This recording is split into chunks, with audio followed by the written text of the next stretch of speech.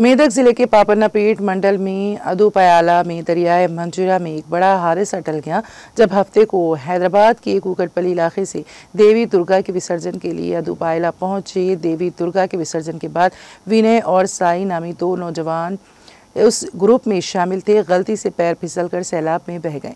इसकी इत्तला मिलते ही पापन्नापेट एसआई श्रीनिवास गौड़ मौके पर पहुंचे और देखा कि सैलाब में बह जाने वाले नौजवान थोड़े फासले पर दरख्तों में फंस गए हैं।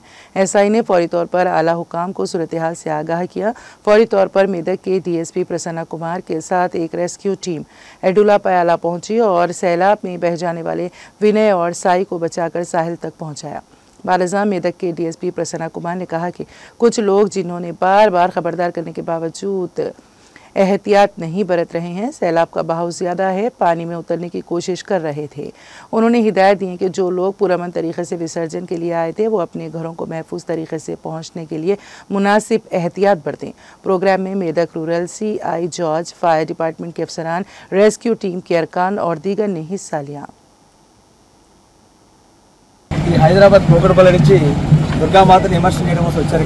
ఏడుపాయల దగ్గరకు వచ్చారు. బ్రిడ్జ్ దగ్గర ఇమర్షన్ చేసిన తర్వాత అక్కడ దేవుడి దర్శనం చేసుకున్నాం, స్నానం చేయడానికి పోయారు.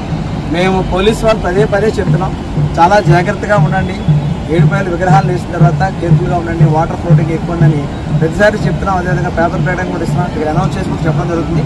అయినప్పుడు కూడా ఈరోజు వీళ్ళిద్దరూ కూడా స్నానం చేయడానికి పోవడం జరిగింది. స్నానం అక్కడ స్లిప్ అయ్యి లోపలికి కొట్టుకుని పోయారు. మధ్యలో అక్కడ బుషెస్ ఉండడం వల్ల వాళ్ళిద్దరు కూడా ఆగారు.